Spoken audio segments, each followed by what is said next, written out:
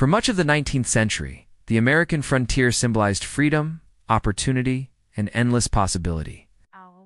It was the edge of the known world, a place where land was cheap, authority was distant, and the future seemed open to anyone willing to risk everything. But the frontier did not disappear in a single dramatic moment. It died slowly, undone by progress, power, and the very forces that had once driven it forward. In the early years of westward expansion, the frontier was defined by distance and uncertainty. Settlers moved beyond established towns into territories where government control was weak. Survival depended on self-reliance and cooperation. For many Americans, this life shaped a belief that independence and freedom were earned on the edge of civilization. The frontier became central to the nation's identity. Yet expansion brought conflict. Native American nations had lived on and managed these lands for thousands of years.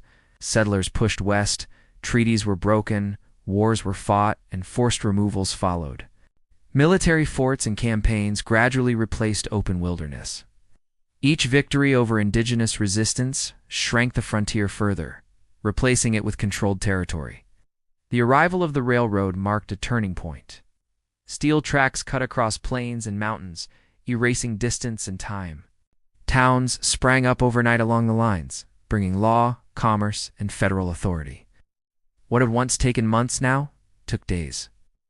The frontier could no longer exist where trains, telegraphs, and supply chains reached. Technology finished what expansion began. Barbed wire fenced the open range, ending the era of free cattle grazing and long drives. Homesteads became property with boundaries, titles, and taxes. The land was no longer wild. It was measured, bought, and sold. Freedom gave way to ownership. Economic power replaced survival. Corporations controlled railroads, mines, and timber. Independent settlers found themselves competing with companies backed by banks and government influence.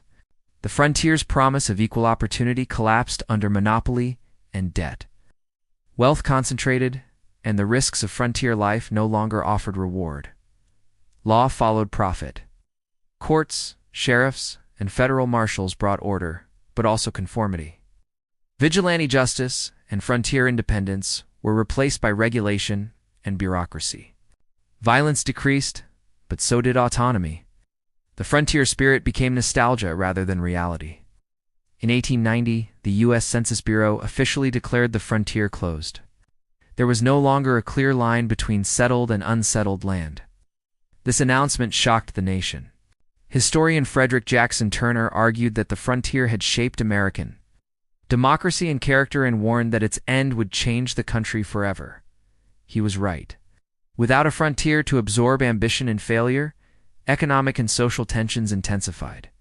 Urbanization accelerated. Industrial labor replaced frontier survival. The idea of starting over on free land vanished. Americans began to look outward, toward overseas expansion for new frontiers. The death of the frontier also left moral questions unanswered. The land had been taken, the native nations confined, and the environment altered beyond recognition. Progress had won, but at a cost few wanted to confront. The frontier did not die because it was conquered, it died because it was consumed. Yet the myth survived.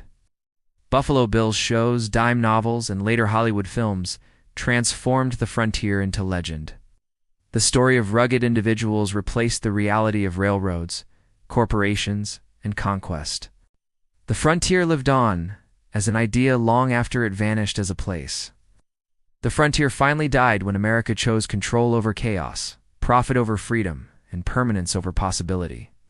Its death marked the nation's transformation from a land of expansion to a modern state bound by borders, laws, and limits. What remained was not the frontier itself, but the question it left behind.